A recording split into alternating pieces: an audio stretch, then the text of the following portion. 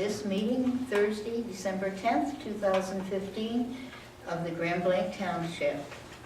And I'd like to start the meeting with a call to order and a pledge to the flag. Dr. Reardon, would you lead us, please?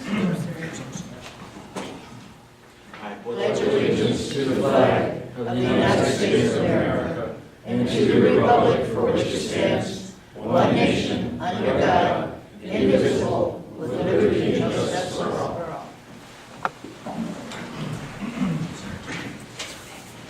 And now if you would join me in a moment of silence.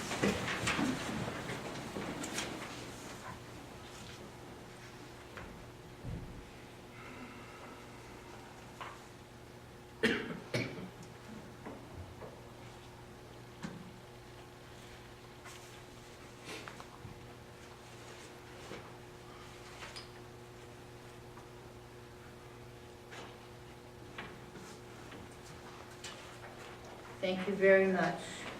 And now I will call for an approval, a motion for approval of the agenda. So moved. Support. All those in favor? Aye. All those opposed? Now, I have something very special. I want to recognize somebody that's been with this township and with me for 31 years. I've been here for 27. He's been here for 31.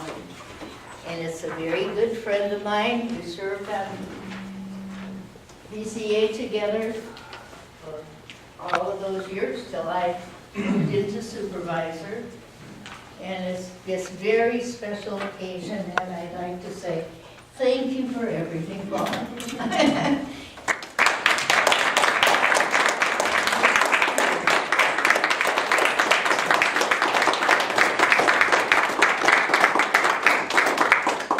Little did I know when I was appointed, or nominated, I should say, to fill a vacancy on the ZBA board back in 1984 under Supervisor Ron Nato, that my tenure would be this long. But thanks to modern science, medical science, and doctors who have the best survival rate, and 2 different open heart surgeries, and thanks to Genesis, U of M, and Cleveland Clinic, I am going to retire. Well, that means a lot to us. So I want to thank everyone for their indulgence, their patience, and the board and the ZBA especially, and I hope it followed the principles for granting a variance. So there are some cases where I don't exactly agree, but majority rules. Yeah. Thank you very much for everyone. Thank you.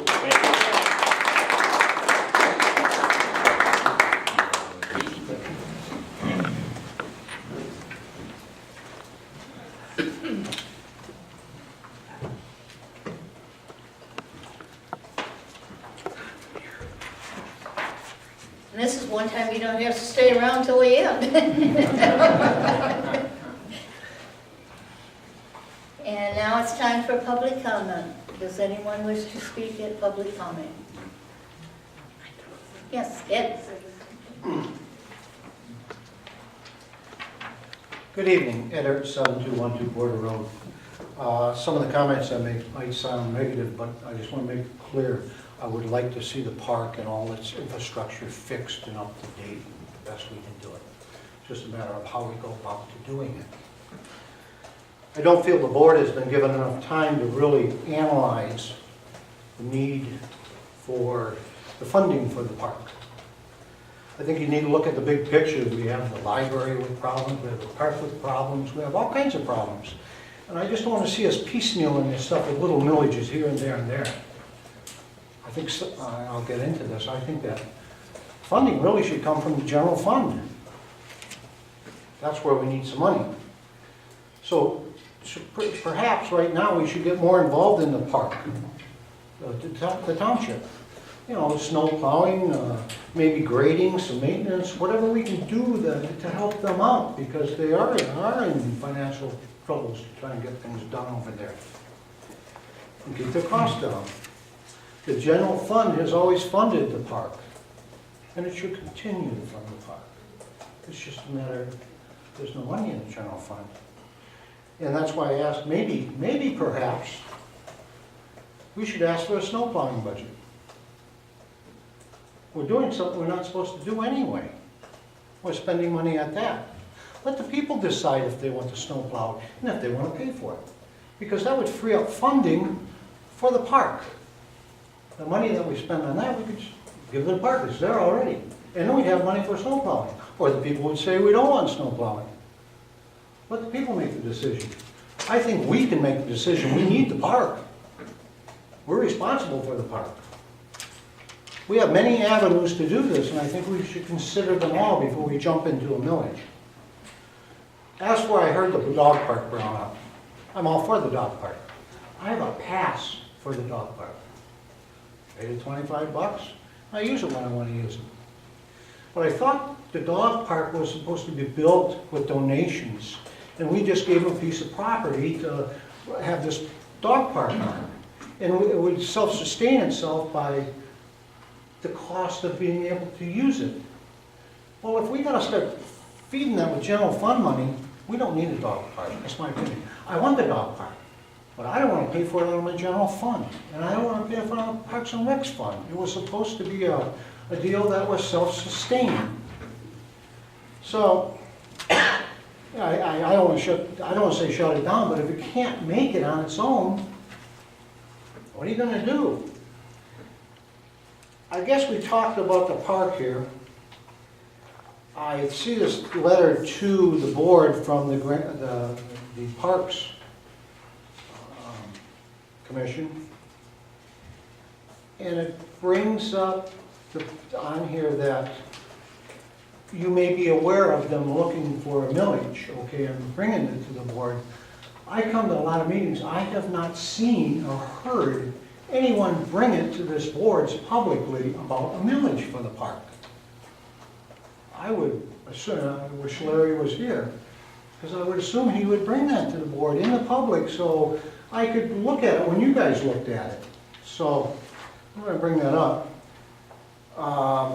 And there again, we're talking about the park, Bicentennial Park in this letter to you. And then I get to the ballot language.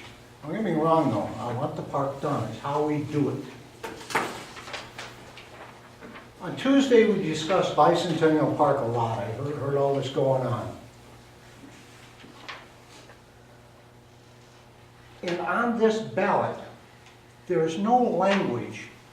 Bicentennial Park doesn't even show up on this ballot. It comes up to be for purchase, repairs, and maintenance and recreational equipment and facilities within Grand Blanc Township. It has nothing to do with the park. I mean, the park's in Grand Blanc Township, but it's not saying that's where we're going to spend the money. This could be used on anything in the township that has to do with recreational, according to how I read this. Now, you can tell me that's not what they meant, but that's what I would have to vote on if you approve this. So, I just want to leave it at that. I really would like that we take a look at this as a big picture. We have some infrastructures that have problems, and how we're going to address them. Thank you. Thank you.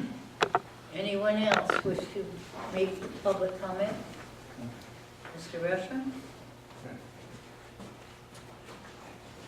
Good evening, gentlemen and ladies.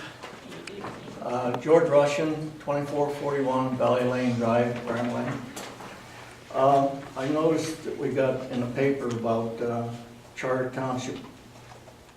Noticed the public hearing proposed fund and special fund budget for 2016. I also have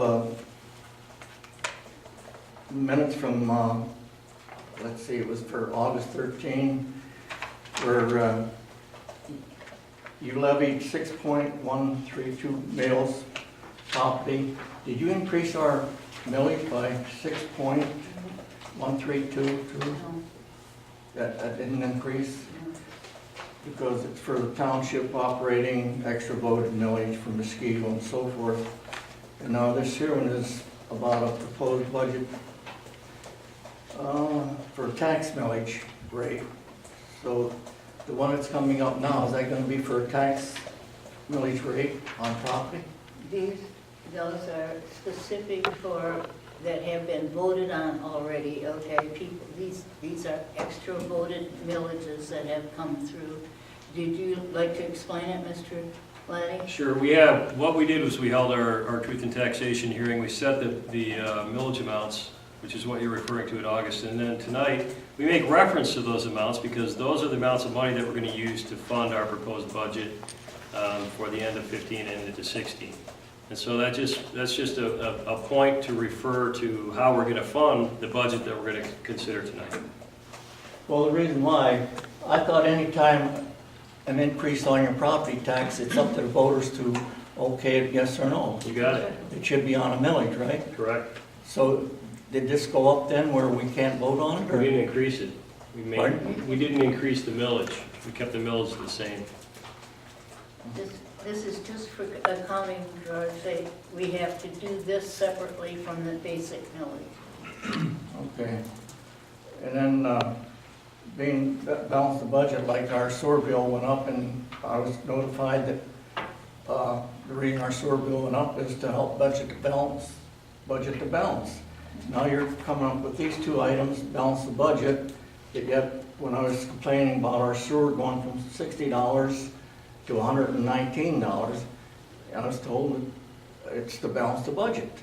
Now, is that to balance the budget, or is that to pay for the sewer and water, whatever? Sewer and water fees are dedicated to the expense related directly to the production of those benefits to you. In other words, we can only charge you our cost to move that sewage from your house to treatment at the county facility and to pay for that treatment. Same is true with water. Those are not, we cannot make money on those amounts. So what if the county took it over, like I talked to Jeff Wright and he talked to you people, and if the county, if you signed over your DPW to the county, it would be their responsibility, right? I'm glad you mentioned that because he was here when you weren't here. Right, I wasn't here. He explained in a lot of detail that the overall cost of taking over our system, if it were even possible, and if we were willing to give that up, was not necessarily going to result in any decrease in cost to the users. It wouldn't save the township any money? No. Not even if the county took it over? Correct. Because he said like $516,000 annually for the sewer and pump stations, where the township is costing $13 million annually to run the sewer and water He didn't department. agree to those figures. Yeah, That's a lot of difference in money from 516, where he said it would take the sewer He said he and didn't agree to pumping those stations. figures. Yeah. Well, you said that was only a portion Right. of the sewer system. Said It it was was only one total. small portion. It wasn't the total package. Well, I should have called him, I was gonna call him up and find out, because I figured it might not be the whole package. No, it And I wasn't. was gonna, and I never touched bases with him again to find out what the whole package would really be, if it's gonna run Mr. over. Russian, sorry. You Pardon? remember when you came in shortly after he was here and I printed out the minutes for you? Yes, And I put in there everything he had told us. And it had all the reasons why it would cost us a lot more than the figure he gave you. He was only giving you a small portion of it. right. It was like a whole page of explanation. Do you remember that? Yeah, I have, in fact, I have, this is it right here. Public hearing on. That isn't the minutes though, from our meeting when he spoke. Pardon? That wasn't the minutes, what you have right there, I don't think that's the minutes from when he came in and spoke to us about that. He addressed all those issues. I What? don't know what I have with them. But, It had, because I remember typing it out, and it was like a whole page practically. And it explained every single thing. I copied it word for word, everything he said that night in here, and I gave it to you when you came in. you know, I glanced at it, and then I laid it down, I forgot all Oh about my it. till this gosh, started I going wrote up. that up just for you. And I goofed, didn't Just I? glanced at it. I'm gonna go stand in the corner. But anyway, I was concerned about that, and also, like I say, taxation without representation, you know, these millages come up, I think, which Mr. Laddie should have, we should have a right to vote. Well, and You always do. right, and stick around tonight, because we're going to talk about exactly how one of those millages gets created and how it gets put potentially on the ballot. And you're right, if we're going to create, for example, tonight, we're going to consider a parks millage. And it has to go to the people if we're going to increase the millage. So, There is no new village on there. And then the other subject I want to bring up was homestead exemption. Have you heard it? Oh, yeah. uh-huh. Oh, yeah. And it's up to the township board to pass an ordinance for homestead exemption, right? Well, you're allowed under the state law to identify your property as your primary residence or your homestead and receive a significant reduction in property taxes. Is that what you're referring to? No, I read in the paper where Mundy Township, their board passed a homestead exemption ordinance, which gives senior citizens 62 years old or older a discount on their sewer bill. And they get a discount on their sewer bill, which right now, their sewer bill is a senior, is $86.72. Well, I'll tell you what, I'm happy to get a copy of whatever ordinance they might have in Mundy Township. We in Grand Blanc Township have not, in the past, picked out any category of taxpayer and benefited them to one degree over another. And so if the township, first of all, submit to them what Mundy Township's prepared, but we haven't ever, as a matter of philosophy, engaged in any sort of favoring of one user over another. But we're happy to look at what Mundy did and consider your comments that we should perhaps consider that in the future. Yeah, I don't know if I, We had somebody in here that wanted anybody with 4 kids to get a discount. but that's what, you know, their ordinance, it wasn't the state or county or anything, it was up to the township because the board members decided, hey, we're gonna give our seniors 62 or older that are man or woman, they qualify, you gotta have your home, own your own home, plus so forth, so on. And they lowered their sewer bill from whatever it was to $86.72. I think, sorry, I think Fenton's is like $200. We discussed that not too long ago. Fenton's is a lot higher than ours. There's some that are higher, there's some that are lower, but can I just address that 62 and over thing? I think that is so unfair to anyone under 62. I just don't. I would never be for that because then you're making the young kids pay for the older people's sewer and water. Yeah, Doesn't seem right. You say it's unfair. It's unfair for a retiree, 1 or 2 family home, paying a sewer bill, like Ms. Hoffman said, a family of 4 using water, right? Didn't you make that comment, Ms. Hoffman? That's it, That's what- that's what it's based on, yes, the people who have wells. Right.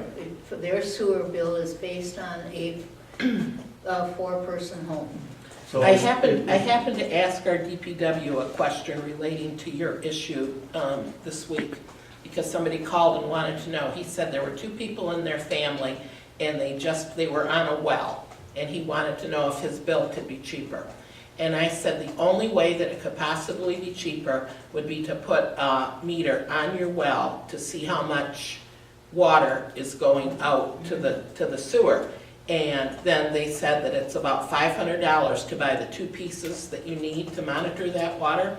And it can never change. If your bill, if they find out you have a leak in your pipes, which you might if you have an older home, that your bill could be $300, $400, $500 a month, and there's nothing you can do about it once you hook up to that. And the person that was giving me these answers, she said her mom's on a well, and she would never in a million years suggest that she hook up to that, because there's no way with an older home to know how much water's really flowing out to the sewer.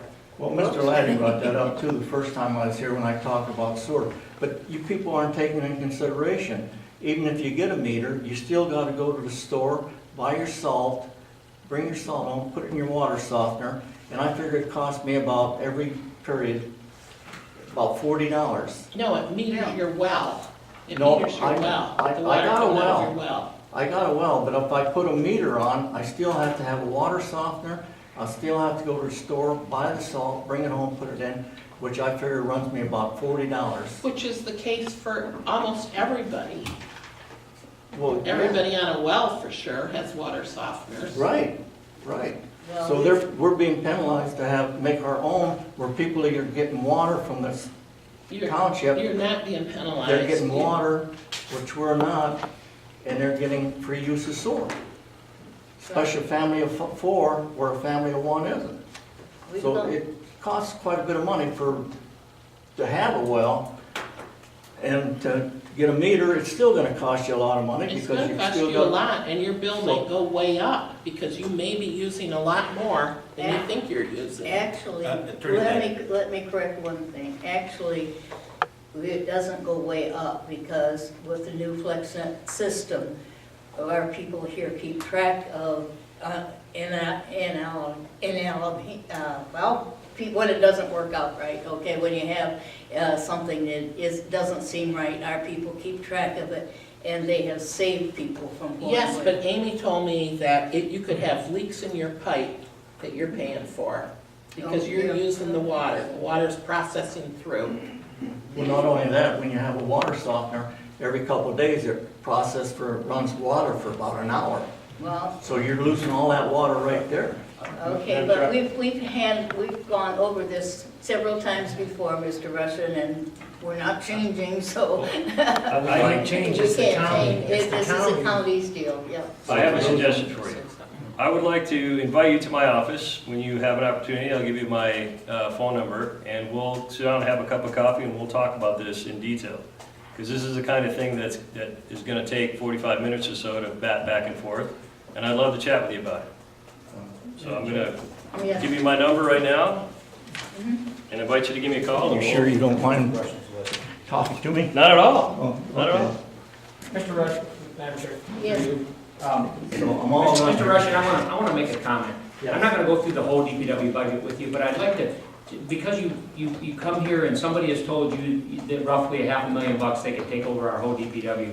I want to make sure you understand, when Mr. Wright came in here, he explained that the figure he gave you was for something totally different than I think you left his office. But I just want to give you about 3 bullets here that you can leave with to rest assured that a major or a large portion of your DPW budget, it would not be covered under that $500,000 that Mr. Wright, that you thought you heard in his office. For example, we're going to purchase $6 million in water from the county this year out of our DPW budget. That is not in that $500,000. We did over $500,000 worth of improvements in Grand Lake Township sewer system this year alone, and we're going to do almost $1 million next year, $921,000. That is not in that $600,000. Again, I'm only touching on 2 or 3 big items here, just so that when you leave here, you understand that doesn't make that $13 million go away in exchange for the dollar amount that you believe Mr. Wright had quoted you, which he corrected when he come in here. You know, there are contract sewer improvements that we must do. They would not be in that. Generator repair and maintenance and replacement that we do for lift stations and pump houses. That would not be in there. Those would all be in addition to. All he's saying is that he would actually just operate our system for us, and we would still pay for all the things we're paying for today. I realize I that. just want to say that. I realize that, because it just says sewer and your pump station, but he's gonna take care of it. He just, But he's not saying that- labor. He's not gonna say. It wasn't put even new all the labor, it was only pipelines. a portion. That's exactly right. It's only a Mr. portion. Guzek. Only a portion of the labor as well. I just want to make sure when you leave here today, because when you leave here, I think you're thinking that there's a huge discrepancy between the amount that Mr. Wright told you and what our total DPW budget is. And there's a lot of things, and I just gave you over half, maybe 2/3 of things that would not be there, and we could go, like Mr. Laddie's proposing, you could go down through that whole thing and find it all. And it's not anywhere near that number that you believe you heard from Well, Mr. you Wright. have a good point there and everything, but look at Mundy Township, they don't have a DPW. Yeah. And the counties take care of it. The county is not taking care of their sewer improvements, their infrastructure, their new lines, that all is being, it's just like when we have a road down in Grand Blanc Township, where the residents have to pay for it, okay? It's done through either out of their DPW budget, they're paying for that stuff, they're just paying the county to operate it for them, but the collection for all that runs right back through the township. So, I realize that, yeah, that. and they have nowhere near, Mundy Township's gonna be responsible right, and they for- have nowhere near the infrastructure that we have. I think we got 32 square miles here. There's Yeah, roughly with the city And going I on asked that, one of the yes. township, they got 36 square miles. But I'm not talking about miles area, I'm talking about miles of line, Of okay? line, Water and which I don't and pipe, know. right? I They think may that have was a lot in of those that. minutes too. Yeah. If you would just please read that, what he Well, We can said, give them another copy, everything's right? there. If you come in tomorrow, we can give you another copy of that minutes, Okay. right? We can just print it out. He said he has it. Okay, well, I if have, you yeah. can't find it, just. Yeah, I got it at home. Okay. Okay, thank you. Well, thank you. Merry Christmas and Happy New Year, everybody. Thank you, you too. Oh, I don't have to back. Is there anyone else that wishes to make a public comment? In that case, Oh, so there's a lady that Oh, has her I'm hand sorry. raised.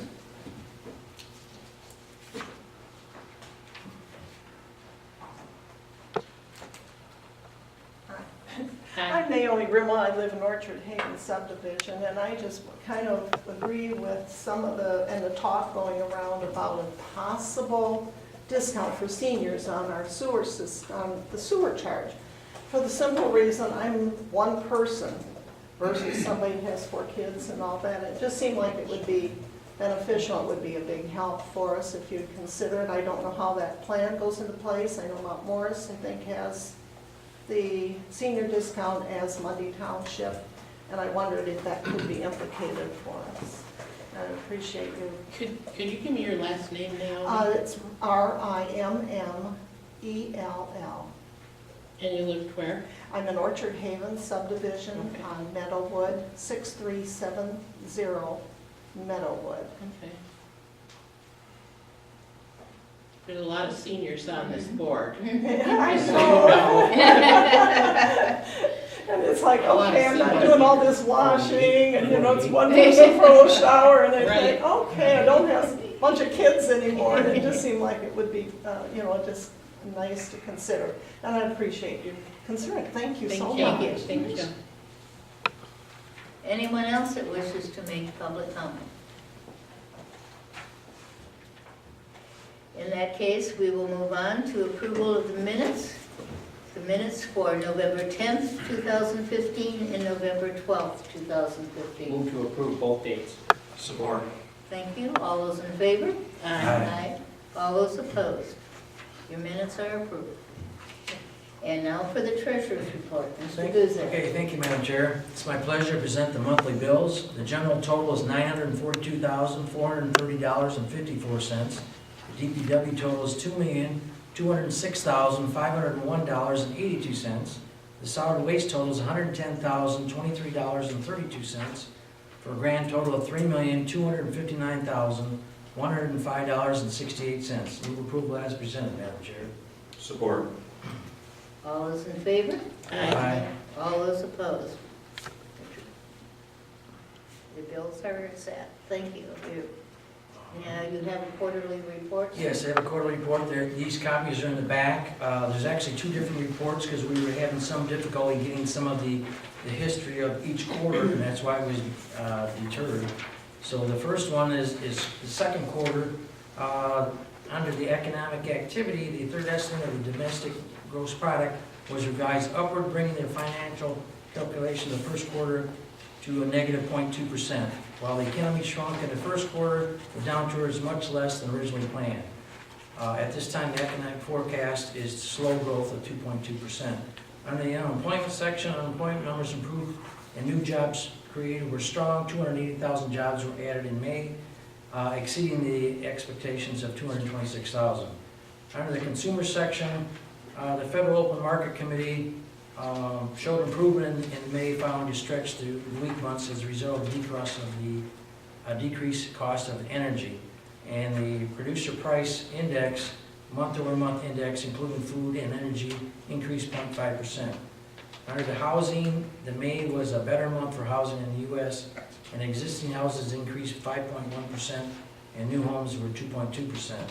Under the monetary policy, the Federal Open Market did meet in June, and they voted to maintain the 0 to 2.5%, with the expectation that they would finally raise it. Page 2 just lists the actual investments that we have in the general fund. Page 3 lists the investments in the DPW fund. Page 4 lists the every averages. The 90-day T-bill for that period of time is .02, the commercial paper is .15, the overnight rate is .12, and our overall average was .26. We are invested in six different banks. The ratings are listed on page 5. The banks that we have is Comerica is a B, GP Morgan Chase is B-, Bank of America is B-, Private Bank is B, TCF Bank is B-, and Flagstar is C. On the last page, page 6, it shows the breakdown of our investments. In Flagstar, we have 21%, Private Bank 20%, Bank of America 18%, Comerica 20%, and Chase 1%, and TCF 20%, with the overall yield $16,039.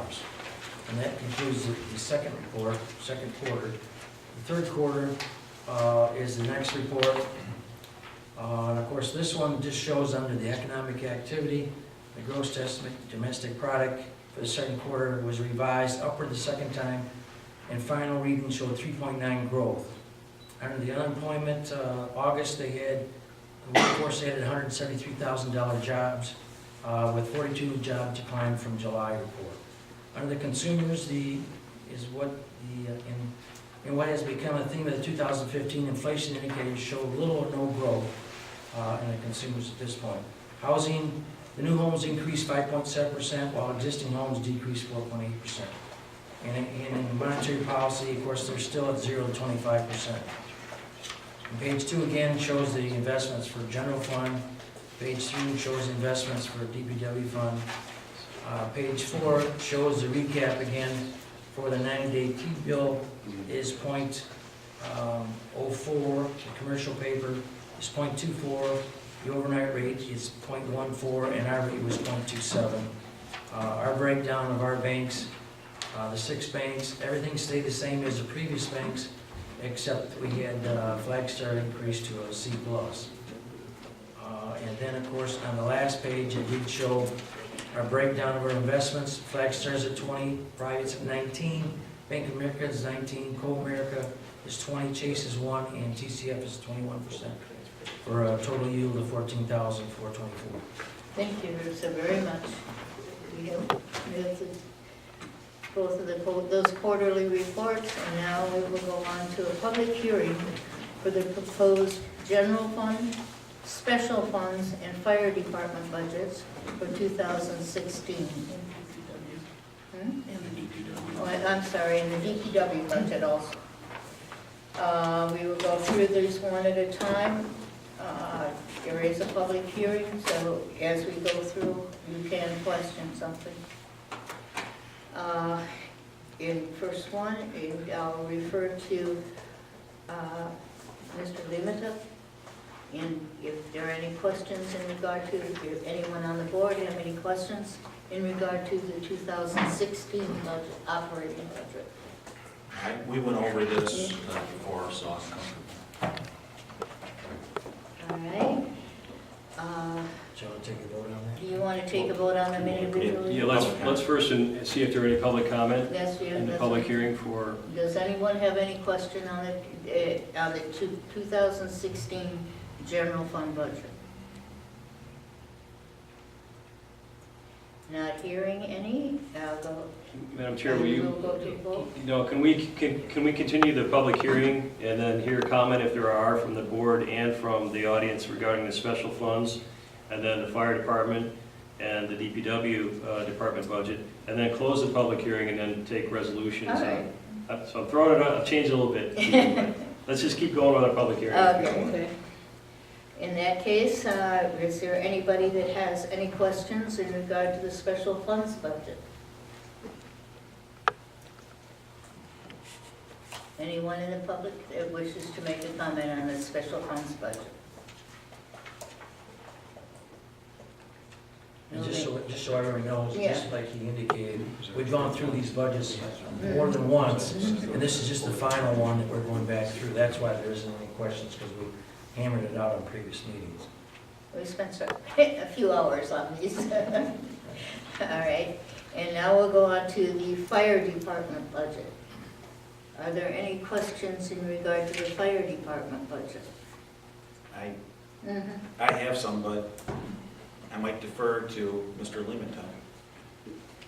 Yeah, I will, Carl Heiser is here as well as Chief Surveyor to answer any questions, but some questions that came up after the Tuesday Committee of the Whole had more to do with the staffing plan for the Grand Blanc Fire Department, and there was some concern expressed just about the amount of additional costs that were associated, especially with the part-time on-call. It looked like the budget had been expanded from $35,046 to $74,646.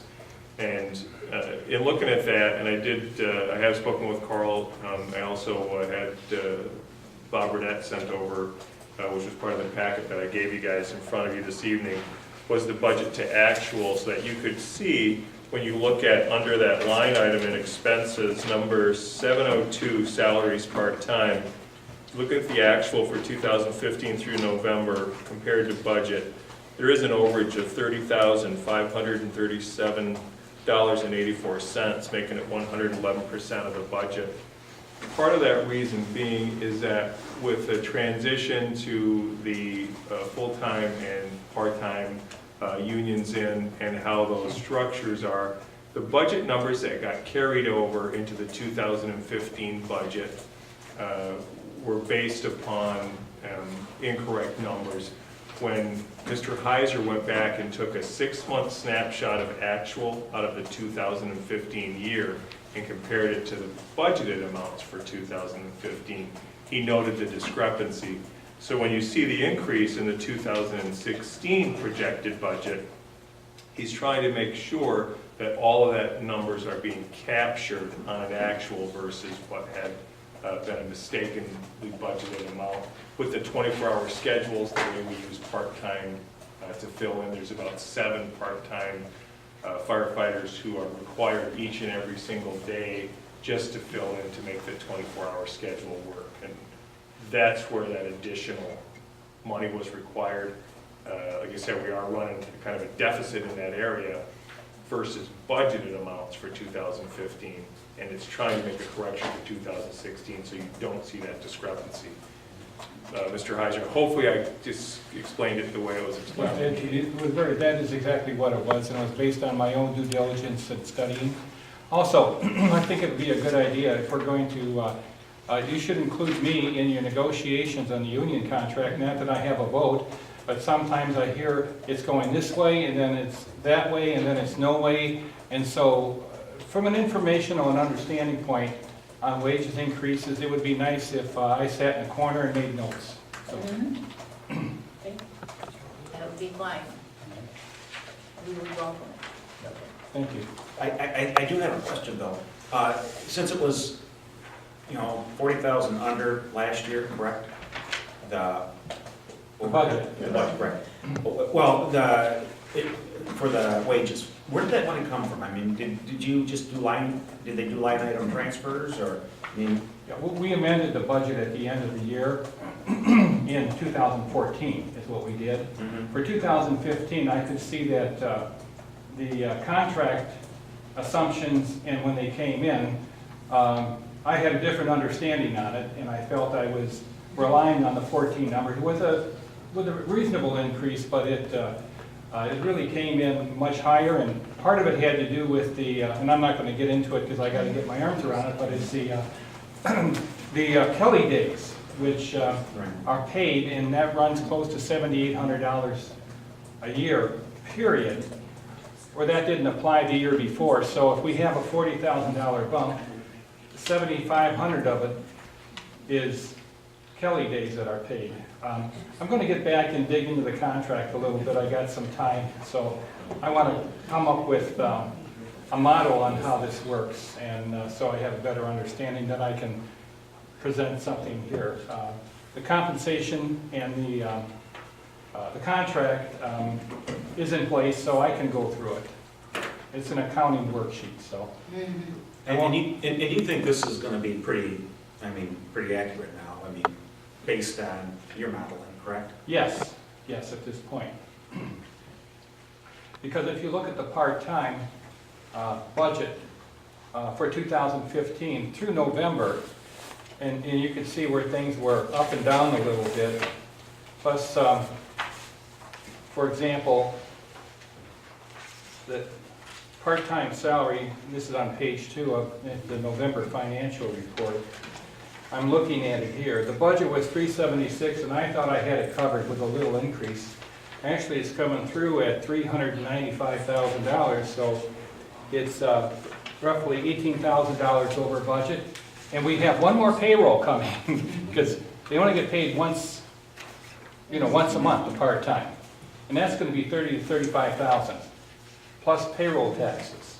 So we're already over, and we need one more payroll, so that's where it is, so. I got to get into this Kelly days and a few other things. Not that it's wrong, it's understanding it from the contract standpoint. And I didn't have a good handle on it because of the zigzag going back and forth on the contract, which I'll just wait to the end of the story and then I can go back and read it. So I got it this time. I enjoy this kind of work. So. We should double your salary. Second. And I will say, as we talked about on Tuesday's committee of the whole meeting, and Mr. Heiser said that, we're really looking forward to having that multi-year, and as this thing evened out, as we made the adjustments from being, full-time with 24-hour schedules and also part-time, now that we're able to start to establish the norm and move that forward with a multi-year, we can look at 3 years. Yes. We're gonna start to be able to see those peaks and valleys. So one more, so we are gonna be on budget this coming year. We're over this year, right? Yeah, we're going to be short. I went to, it is what it is. I Right. wanted to spend more time doing the 16 budget Right. because I could read the 15 and it kept coming back to that one area. So from what I've seen here, I believe that budget is good and it's sound, and I've increased it, and I think that'll take care of it here. And so you think we're over about 135,000? And for 15, For 15? yeah. Whoa, Yeah. I have a question. But that's speculation. I wait till I get the books closed, I'm not going to say it's break even, and right now I just don't like it. It's in the area of the expenditures, so we'll give a full report. Well, yeah, but I mean, if right now, I mean, you're looking at the actual budget, the total budget, I'm assuming that it's, we only have one more month, right? So I mean, you pretty much, you're gonna be pretty close, within a few thousand, even 10,000. Yeah, I would say it's going to be close, yes. So, okay. So where are you pulling the money from that you're going to have to make up for the shortage? Well, part of it's going to come out of fund balance, is what it will. And I couldn't, if I changed the budget for 15 in Yeah. October, November, I can't change what, No. the momentum of the train. So, Absolutely, we get that. Yeah, I just was worried about where it was going to come from, yeah. yeah, it's coming out of fund balance. So I'm glad to hear you say you don't have a good handle on it, because I don't either, and I hate to ask this question because I don't have a good handle on it. And I think I asked Dennis this today, but I didn't probably understand. We got a letter from, I think, from Chief Cervetter earlier this year saying that there was money in the budget to hire a full-time administrative assistant. There isn't. No, but was there then? No. Okay, thank you. And now, no. Okay, thank you. And tomorrow, no. Okay, thank you. And there will be enough of fund balance to cover this in your fund balance? Yes. Yes, okay. Do we need to look at layoffs or anything? No. Okay. You can cut my salary. No, I don't want to do that, Carl. And with Jude, I want you doubled. Scott, Yeah. Just for the public who may not be aware of this, but Mr. Heiser donates his time as a volunteer on our fire commission, and we appreciate you keeping track of all our nickels and making sure. And while it's not the best news you're bringing to us, it's accurate news, and we're getting an accurate picture of where things are, and we're dealing with realistic numbers, and I really appreciate the work that you've done and the time you're putting in and giving us an accurate picture of what's going on. it's made me feel a lot better. Yeah, thanks, Carl. Better news next year, please. Okay. All right, and then, Deepa, is there any problem with the have we answered all the questions? Can I ask a question? Yes. What are Kelly days? We're not going to get into that right now. I'd like to take 45 minutes and I'll prepare a report for the Kelly Days comes from the name of a fire chief in Chicago in the 1800s who dreamed up this compensation form. Okay, is that enough, Chicago? Like a compliment, yeah. That's my opening comment. More to follow. From Mayor Kelly. Yes, Ed. Thank you. I was hoping not to make a comment, but I just want to remind you, when the millage came due for the fire department, okay, I went to all of the forums. I studied the budget with the Hans Rogers. I went over all these projections and made this whole thing supposed to work. I don't want to nickel and dime it. I just want to make sure we're close to what we projected 4 or 5 years ago. And You're nobody's got asking a that question? answer. I hope I get that answer within a reasonable period of time. Okay. Any other questions in regard to the fire department, or the fire department budget? In that case, going on to DPW budget. Any questions here?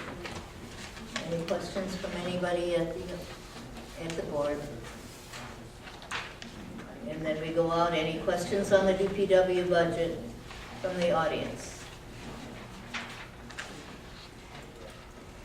In that case, do you wish to do them all at once now? Or No, is that- Madam Chair, if you close the public hearing, Yes. and then we'll take them one at a time, and we'll take resolutions, and we'll go roll call on all of them. One at a time.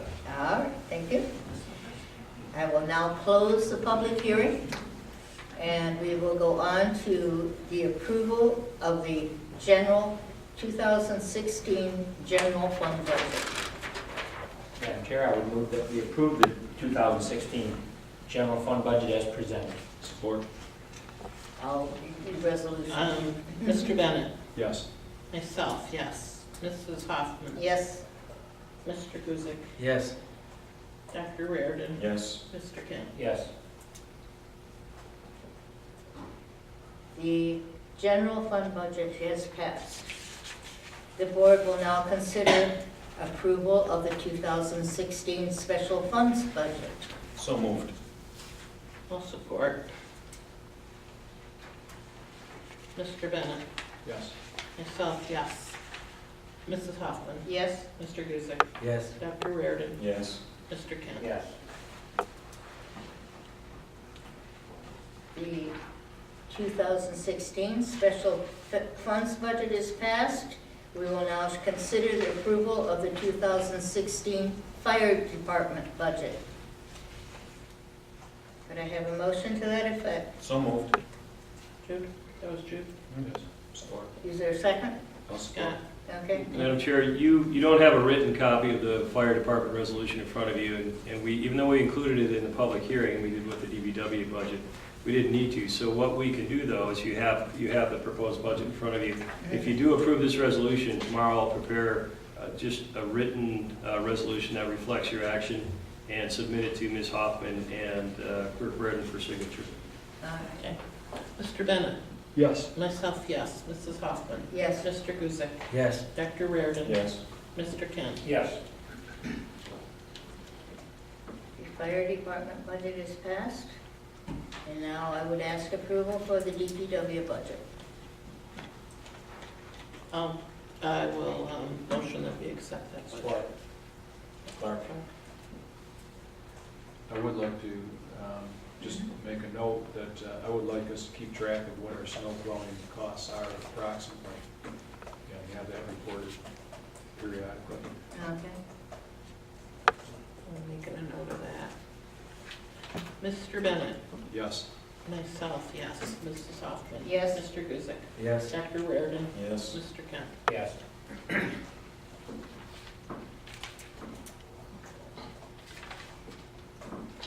And then you will make the resolution tomorrow. Correct. All right. We have that resolution, don't I think you do have we? that. Yeah, we have that, but we don't have the fire. All right. And now the board will consider approving language to be placed on the March 2016 ballot for a millage for the Parks and Recreation Department. I would like to ask that we take up Mr. Ert's suggestion and and place the words for Bicentennial Park in the resolution. I would like to say, I would like to sort of object to that idea because, Okay? because I think if any park in the township should be good. I mean, we may have one. I know, but we may want to have another park. If we built another one, we'd want to be able to use those funds, right? Yeah. Is that that's what I was possible, thinking. Mr. Larry? It is, yeah, and that, well, let's take both those discussion points. They're sort of at opposite ends of the spectrum. There was a concerted effort by Parks and Rec to identify that this proposed millage, which is currently, the language says, purchase, repair, and maintenance of recreational equipment and facilities within Grand Blanc Township, be designated to be spent within Grand Blanc Township. Doesn't necessarily mean Creasy Park, even as it's written now, but you could, if you did get another park, you'd be able to use this money on that park. Conversely, though, it does tie you into specifically purchase, repair, maintenance of recreational equipment and facilities. And that is not general park, that isn't the purchase of real property. That's just recreational equipment and facilities. And I don't think you could argue that facilities means real property. So you've got yourself targeted right now at the recreational equipment in Creasy Park. And if you did get another park, you're targeted, your money is available to you for the equipment, maintenance and equipment and facilities in that new park. But if you put in Bicentennial Creasy Park, that's going to be limited to just the 4 squares of the park. Somebody could donate a piece of property to us. And we do have a piece of property that I think has been donated for a park. It's a tiny little piece, by Grand Blanc Road and Hospers. Well, in So- Davison Township, they get a tremendous amount of property donated to it. Mhm. So I would like to keep that option open, but Okay. Madam Chair? Yes. First off, I want to say that I am all for the parks. I really am. I love the parks. But right now, I don't want to hurry through this at this. I mean, this just came up yesterday, or Tuesday, right? And I don't know. We have to get this done by the 15th to be put on the next ballot, correct?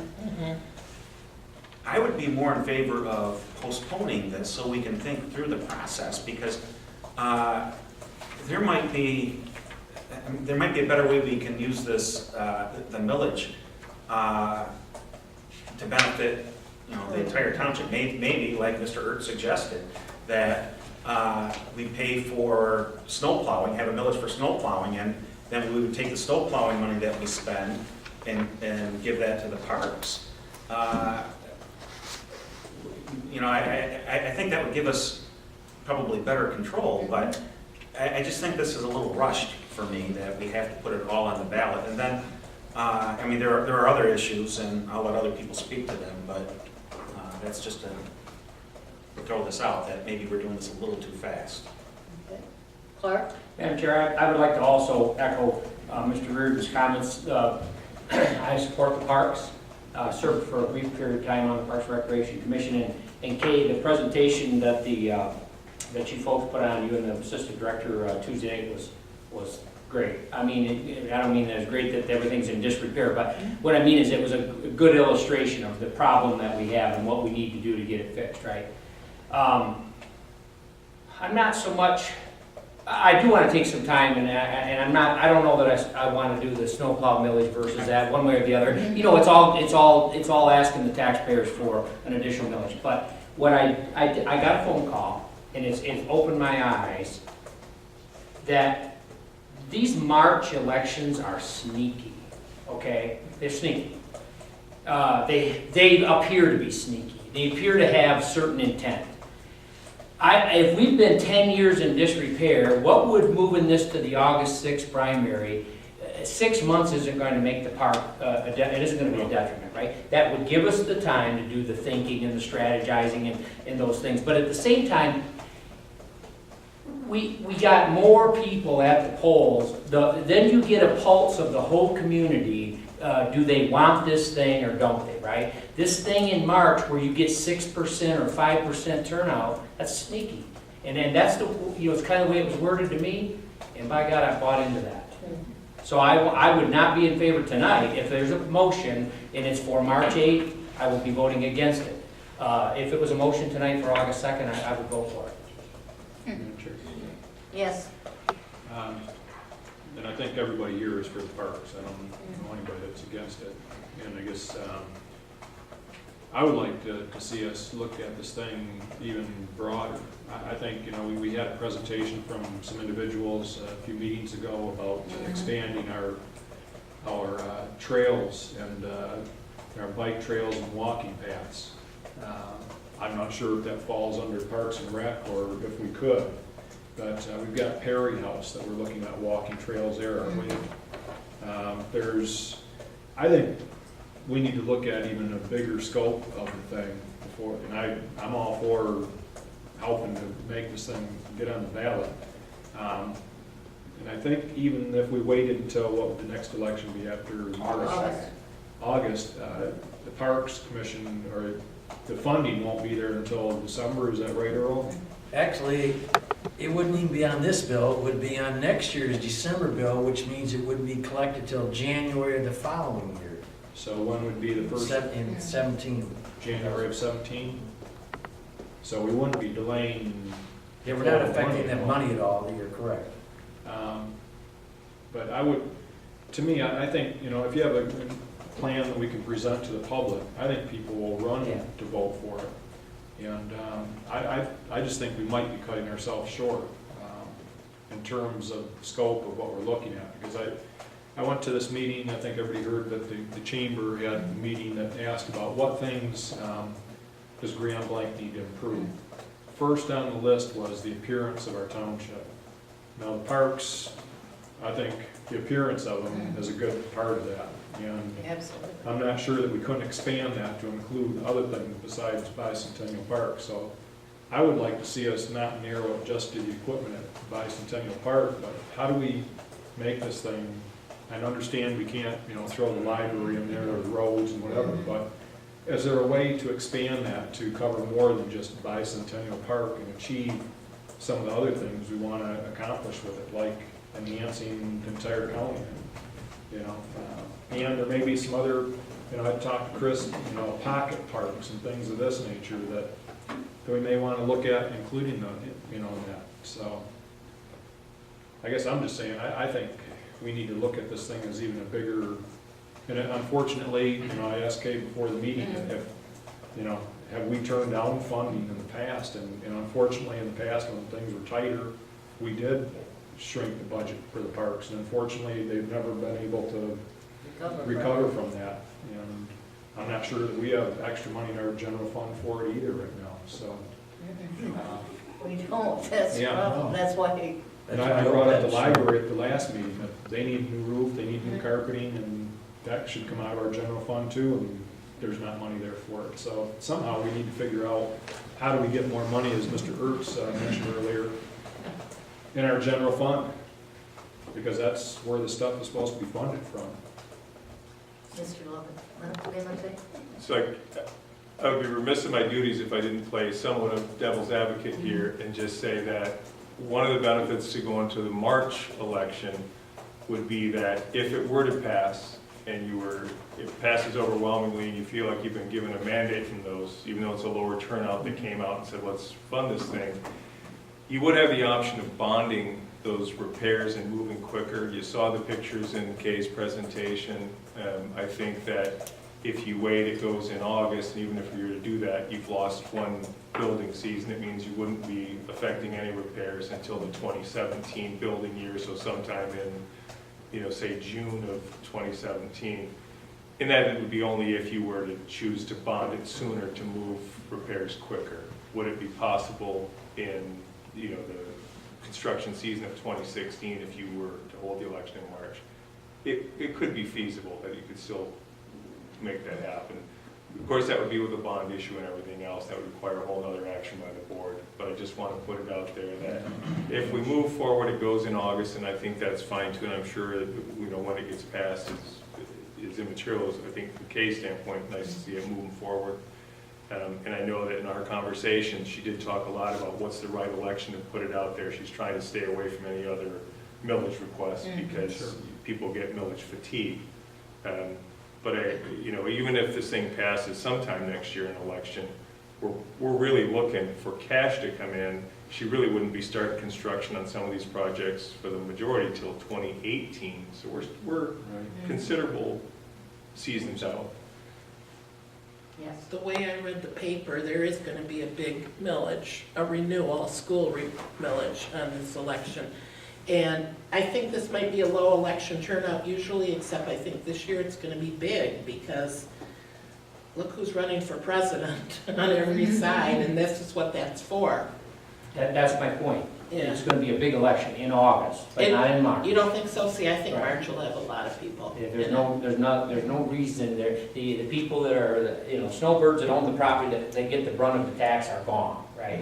A lot of them. That's the argument that, I'm convinced of that, and I've seen it happen. Why else do they hold them in March, right? Well, yeah, But- but this is a presidential Oh, primary. yeah, okay. So there'll be a lot this time, but I agree Yeah, I with see you. what you're saying. I think millages should be announced to the people and everything else. Yeah. They should have a chance to know what's going on, but I don't make that law. Madam Chair, I do appreciate Mr. Lehman's comments, about the fact that it could speed up or escalate the funding issue. However, and I don't mean this in any way as a dig to anybody, but I kind of got to agree with Ed on this, that we got presented with this on Tuesday night. Not to say, I've been out to the parks, and I can, anybody that goes there can see pretty much the state of repair, right? But we get presented on Tuesday night for something that's got to be a deadline by the 15th to be on the March ballot, and 2 days. You've heard all the kind of the different perspectives of people here tonight. It all seems to be in support of the parks, right? But it just seems like which direction should we go and how do we go about doing it? I don't think that's right to do that from Tuesday night to Thursday night. So my same point, I would not vote tonight for a March 8th. Do what we want, do what the board wishes. It's up to the board. So do we make a motion? Well, I think you have on your agenda that you're going to consider the village. If you considered it, but you vote to not pursue it this time, you can do that. Or we can just Are you not in? vote on it. Don't we have to vote There's no on it? motion, It's on there? nothing to vote on. There hasn't been a motion made yet. Oh, Correct, there hasn't okay. been a motion made. Oh, okay. So you could decide to pass on it. Which I one? agree with these guys. I don't know if it has to be consensus or what, but Well, why don't you do this? Why don't you just say, why don't you go ahead and take action on it and say, you were presented with a resolution, and that you're choosing at this time to not pursue that resolution, but that you're gonna review it in 2016. So, well, you would be renewing it for a millage in August? Is that what you were looking at? we don't even know We're that. looking I at don't know discussing that for this. sure, We're talking discussing it more. Right, you have time in January, February, March to have it by August, correct? Yeah. Whatever the deadline would be Yeah. for, I don't know when that is. Yeah, because you're not going to have all the facts. Yeah. She said to bring Kay up. Pine Dennis said to bring Kay up. Yeah, Madam Chair, you have two questions. First of all, the timing, and secondly, yeah. the scope of the Yeah. millage, what it would include and what it wouldn't include. I appreciate all of your support. In response to the comments about the timing, we have been discussing it for some time. We tried to, as the schools are one of our partners, we tried to be cognizant of their election in November, and so that was why we kind of held off a lot of discussion so that they would have a shot at their election. If we delay it this long, we are going to have to close down some of those facilities at the park because they're unsafe. And so I understand what you're saying, but that's the reality of the situation. So Kate, does the schools, do they contribute? we use their facilities, Jude. We're, after a school function, we are the very first priority in scheduling. And so they contribute their facilities to our programming, like the pool, court, or gyms and that kind of stuff. Okay. For free? Yes. Well, Well, I will tell you, if you don't mind. no. I appreciate, what Kay said, and if we had money in the general fund as a loan, I'm willing to consider giving that as a loan, and that the parks eventually pay us back. But I just don't want to rush into this tonight, personally. I would like to think about it. And because I'm thinking, like Trustee Bennett was saying, that we might be able to do a better millage and add more for the better benefit of the township. But that's how I'm thinking. Yeah, but I would hope that we wouldn't have to close anything down, but then maybe we can repair it, between the DPW and budget, something that isn't hugely significant, loan basis, but I think it's better that we have a plan as far as we go. I know the Parks Board has their plan, but I think us having a plan, and so I would. Well, what I want to know, do you want to drop it now? Do you want to table it? Where do you want to go with this? I think we just wait and take action and talk at our next meetings. I don't know, we need to find out what the deadline is to make the August ballot, but other than that, I think we've got time. I mean, it'd be a priority for me to get something done on this, it isn't going to be shelved. And if you're considering other trails or whatever, I think our commission should be involved in that discussion as well. Oh, absolutely. Yeah, I would encourage us to have a meeting together. I want to make a comment. yes. I feel, I don't want this to sound wrong or anything, but I wish I would have heard something about this in the 3 years I've been here. Because the only thing I ever knew the parks needed was like the pavilion and stuff. I had no idea that it was in the kind of disrepair as those pictures you showed us were. So I would have liked to know that all along. Well, I think the reason that it wasn't brought forward is the climate was not, millages were not being passed. So I don't think it was a consideration to. But not even a millage. I mean, you could just say to the board, hey, like the guy from the library came and said, hey, we need new carpet there. He knows we don't have money, but now we know that they need new carpet. I would have liked to know how bad it was, because it's an embarrassment. It's an embarrassment to the community, and it's sad for the kids. But I would say, probably defense of Kay, is that previous boards, and I know that's not this board, but previous boards have taken a different approach because of the economic times. And I think that, Kay may have been a little gun shy based on what happened in the last few times. That's what I'm thinking. Well, yeah. Pretty much, I had the impression that there wasn't money to be had, so. Yeah, that's right. And there wasn't any money because we were trying to get through the recession, so. Okay. Madam Chair, well, how about this for consideration? Because you don't want this we're not going to schedule it for township consideration without input for Parks and Rec. So if there was a motion to direct this issue to the Parks and Rec Commission for consideration of the scope of the language, number one, and number two, for a determination of when the deadline would be for the August election, and similarly the deadline for November, then at least we can get them coming back to us with this information on the deadlines, and we need to continue to discuss our millage language parameters, because that is kind of a big issue, and I'm not necessarily sure. I mean, I think we're going to have to provide input to Parks and Rec as to what we have in mind as far as a funding source. Not that we have to pinpoint each activity, or it has to be an existing project or an existing park. I think we've got to kind of let them come back with some bigger scope for us. Well, I think, The thing I realize is, you know, because I've been around here for a long time, is that the budget for Parks and Rec has not increased that much. Over the years, the program has grown tremendously. I mean, you know, just the baseball, you know, the soccer, I mean, you've got 8 soccer fields out there. You know, you have tournaments that bring in thousands of people. But we're still going along with pretty much the same budget. So it is, and they certainly have tried to do everything they could with grants and that kind of thing, and their own people in fundraising. But it's reached a point now that there's just gotta be something to keep the maintenance there.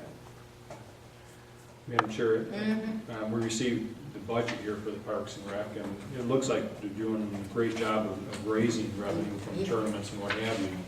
But, you know, one of the problems that, you know, I would like the millage to go for capital improvements, but the problem is everybody is willing to give money for capital improvements and for new this and new that. The problem that Kay has is maintaining all this stuff and operating it.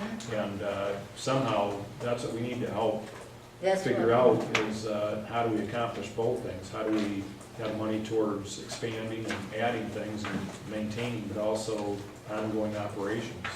Well, one of the things, if we take our time with it, is that we can do a very good marketing campaign. Right. Yeah, but you've only got like three months or so. I mean, because here we are, roughly 3 months in front of the march, so it'll be 3 months from August, and we're gonna wanna discuss our parameters before then. I just had one question on the city's millage, that's strictly for capital improvements, right? Does any of that go to your operations? No, well, some of it has, initially, I mean, when the millage was on the ballot, it was for Parks and Recreation operations and, but when it only passed in the city, then it kind of converted to a more capital improvement budget. We have received funds, we use, concerts are supported by the millage. When we added the recreation program position, the additional funding from the city came from the millage. So we have had some, but the focus changed when it only passed in the city. Right. Yeah, we're just trying to get a handle on that focus so we can try to mirror it to make sure that, you know, if they're doing part of that, that we should be trying to do part of that too. All right, I guess that's where we are then. So are you gonna informally or by consensus just refer it to Parks and Rec Yes. for their input on the topics we discussed? I would ask that we refer to Parks and Rec and meet with them to define our scope and the timing. All right, thank you. Okay, one other thing that I would mention is that if you get a list of, like, maybe the top 3 priorities that you need fixed, maybe if you could submit that, we could look at a way of releasing some funds to make sure that you can use them in the next year. Okay, I can do that. They look like that inline skating. There's a basketball. Basketball field. Okay.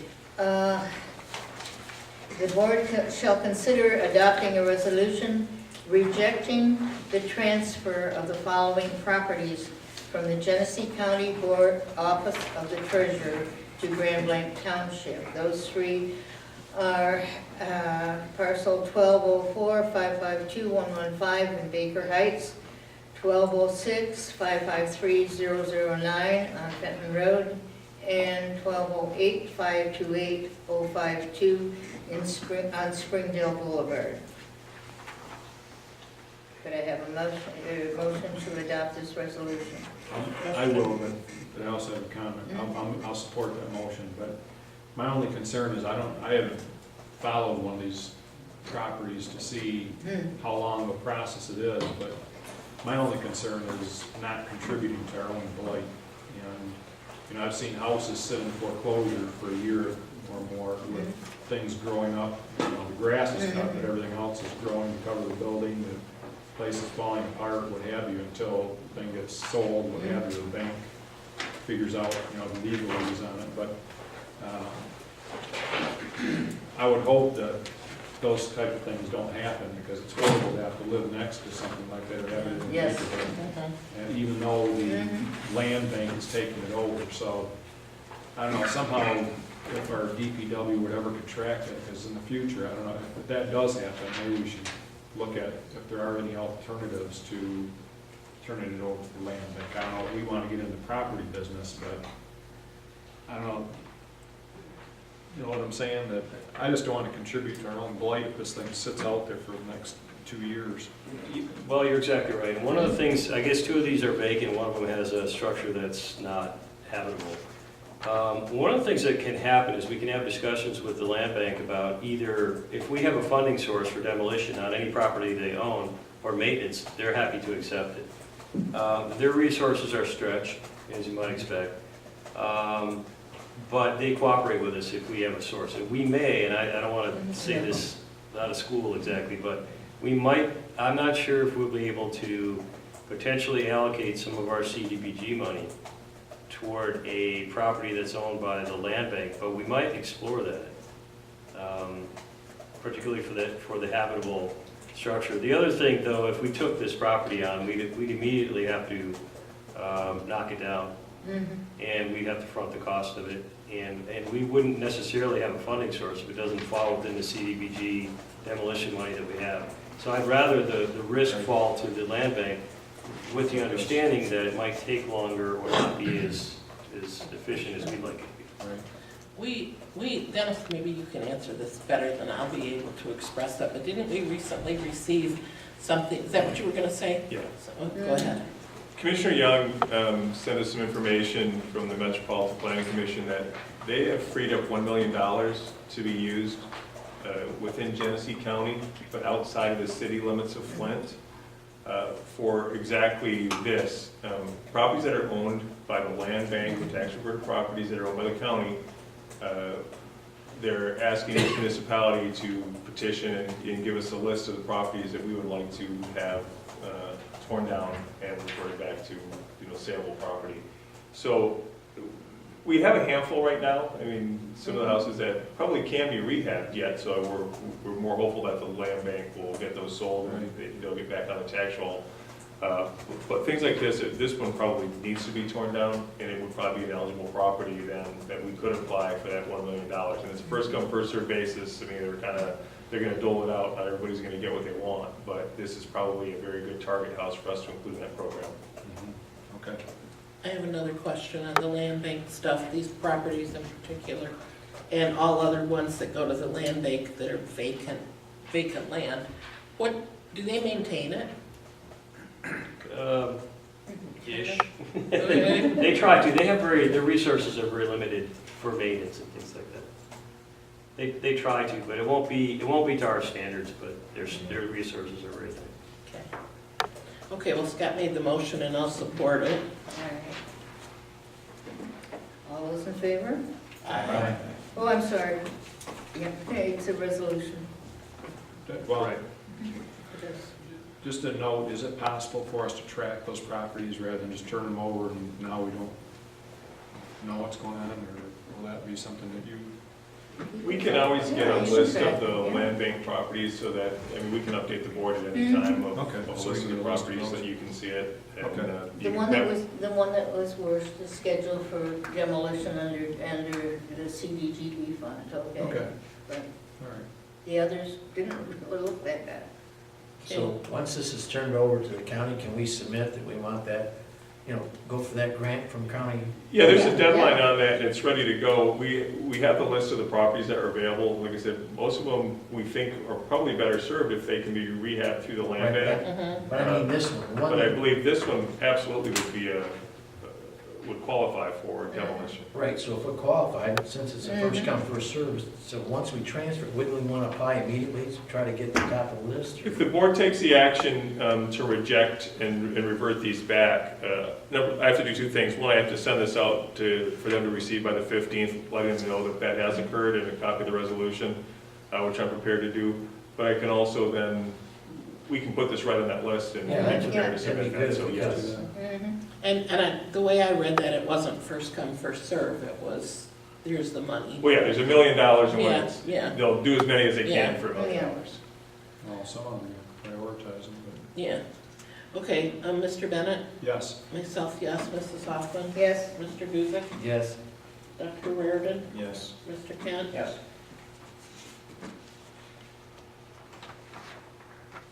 okay, resolution passes.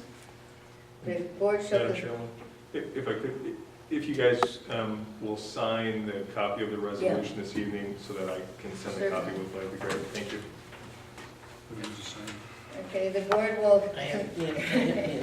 consider a motion to accept the second reading of the water ordinance revision number 2016-1, which increases water rates and adds mandatory water connection language. I'll We've make gone the over motion. this before, okay. I'll make the motion. Is it second? I'll second it. All right. And, This is another roll call, hang on. okay, this is a motion, but it's also the ordinance revision, so is it, If you wouldn't mind the roll call, I'd appreciate it. Okay, Mr. Bennett, Yes. myself, yes, Mrs. Hoffman, Yes, Mr. Guzik, Yes. Dr. Reardon, Yes. Mr. Kent. Reluctantly, yes. the board shall consider a motion to approve the snow plowing policy of 2016. In your packets that I put before you this evening, you do see a copy, and all we really did was clean up the language based on the conversation of the committee of the whole meeting on Tuesday. We removed some of the outdated language that had been placed in 2010 and 2011 from the last time the policy was updated. I believe if you've had the opportunity to look it over, I think we've captured the essence of, we're going to continue as we have been in the past. I would move we adopt the policy. Support. Thank you. All those in favor? Aye. All those opposed? The board shall consider a motion to approve the increased allocation of the 2015 liquor force contract from $175,000 to $300,000 to perform joint grouting in addition to pipe lining while making our annual sewer system repairs. I'll make the motion. I'll support. All those in favor? Aye. All those opposed? Motion passes. The board shall consider a motion to approve the McCandlish Road pavement repair and chip seal project. The total cost of the project is $106,561.74, and the cost to the township is $53,280.87, which comes from our 50/50 allocation from this Genesee County Road Commission. The supervisor will execute the estimate and the DPW director will forward it to the road commission. I'll make the motion. I'll support. All those in favor? Aye.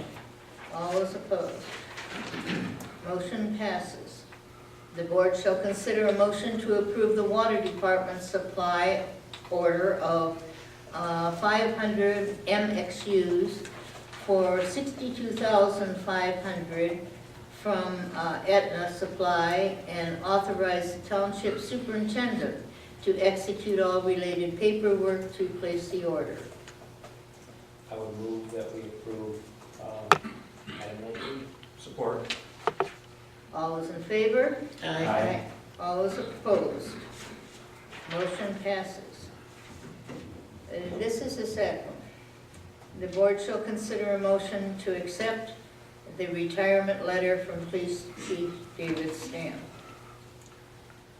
Reluctantly.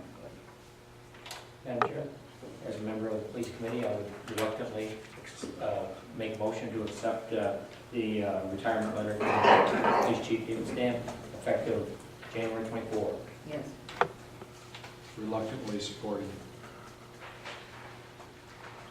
All those in favor? Aye. Aye. All those opposed? Aye. All those opposed? Aye. Okay. And please note that it's Yeah. Yeah, all right. Okay. Okay. I tried that earlier, it didn't work.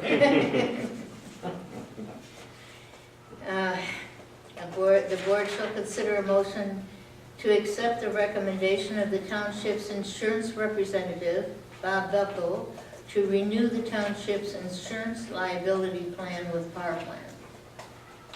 So moved. I'll support with the understanding that this is with the reduced deductible Yeah, to yeah. 10,000, correct? Right. Okay. All those in favor? Aye. All those opposed? They have our insurance. The board shall consider a motion to renew the township's workers' compensation policy. I'll make that motion, so moved. I do have a question on, I know that sometimes we have pregnant employees on both halves here, but on the police side, we don't have any light duty. Does the workers' comp cover that, do we know? Or not the workers' comp, do we have Disability. disability? Okay. For her, I mean, from a pregnant employee standpoint, it really, what happens with our, with that situation is that while we didn't have light duty like it was talked about, that we do have opportunities to place those employees in some other characteristics where they can work right up until they take Right, leave right, of for sure. absence, which would be covered. It's really covered by their vacation leave, their time, and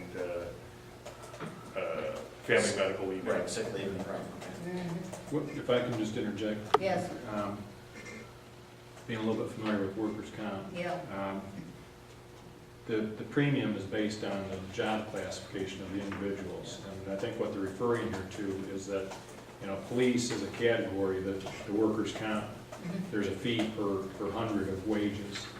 And there might be a chance to reduce our workers' comp if we had evidently there's a light duty yeah. police category that some people may go into for a period of time, and so their wages be allocated to that job classification and save us some premium. Because I would imagine that a full-level police officer is a much greater risk of being injured than somebody on light duty.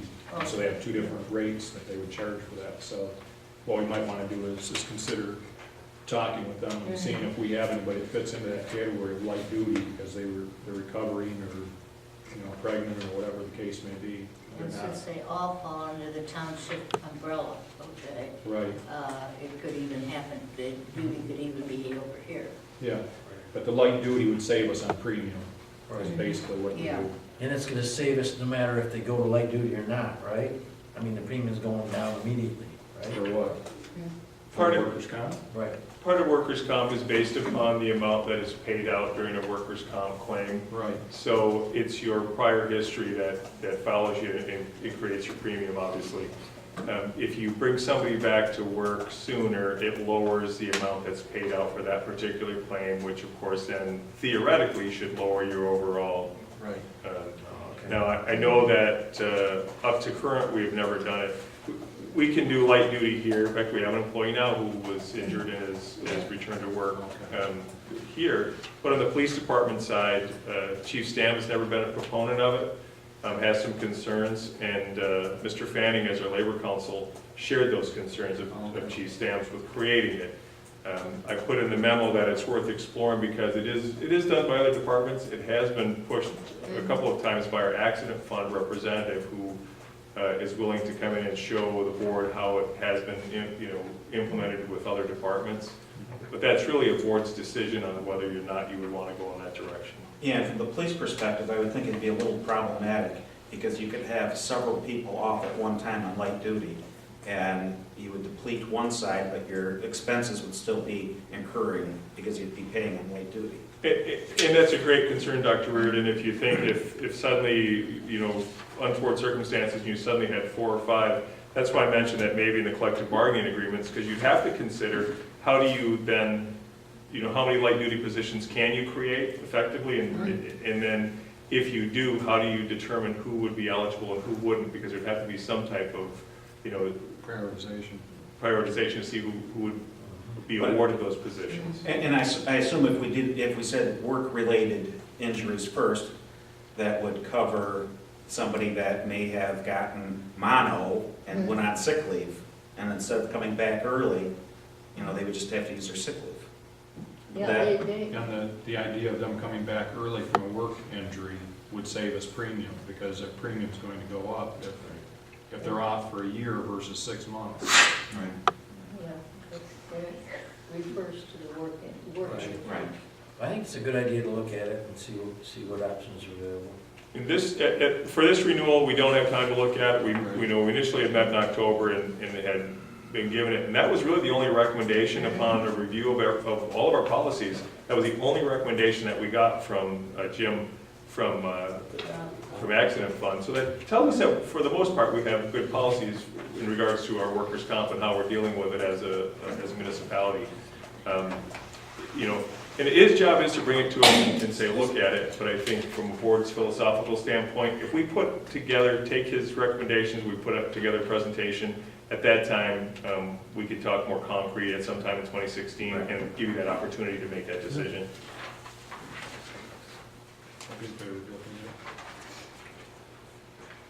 Okay, any other questions? Jude, motion that I'll support.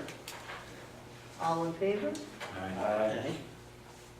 All opposed? Motion passes.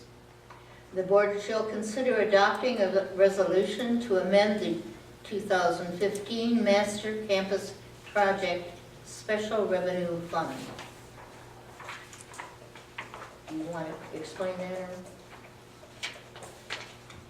Well, I think Dennis has the comments on that. It's okay. basically the change in the bond section, right? That's So all what this it is an accounting procedure really to make notice of the Master Campus Project Fund budget. The board made the decision to pay down during that bond refinance the additional $1 million, and then the associated fees with the bond issuance of, you know, we put $150,000 in there knowing that should cover everything. It's probably coming in less than that, maybe $130,000. But we used the $150,000 number to make sure we wouldn't have to make another budget resolution before the end of the year. Right, and that $150,000 is being paid back from loan proceeds, so it's not a true expense. It's a budgeting expense, but, because remember when we did the bond, it was net. We were gonna gain that amount of money net of all expenses, but we do have to expense it. But you will see income coming into that budget to offset that 150, or the exact number of the 150. So, could I have a motion to put? I'll make a motion to consider item 23. I'll support. I think that's roll call as well. Oh, It okay. is, it's a resolution. Mr. Bennett? Yes. Myself, yes. Mrs. Hoffman? Yes. Mr. Guzik? Yes. Dr. Raridan? Yes. Mr. Kent? Yes. The board will consider approving the allocation of CDGB funds for the 2016 cycle, estimated at $190,917 as follows. Public Service Project Senior Center Staff, $28,683. Senior Center Parking Lot and Gutter downspout removal and replacement, $24,819. Demolition of blighted structures, $21,000.87. Water supply well abandonment, $30,546.72. And ditching, $85,912.65. I'll motion that we approve that allocation. Support. All those in favor? Aye. All those opposed? Madam Chair, these are what we're requesting. These haven't been Yes. approved yet. That's exactly right. That's our recommendation. Okay. But they do qualify, or Yes. they are within the qualifications. Yeah, they are within the qualifications. And we have additional items in case one of them isn't. Yes. Mhm. Did we vote? Yes. Okay. Okay, we, in back to my report, we're working now on we are going ahead for the grant for the our portion of the Ironville Trail. And this is just the engineering for it.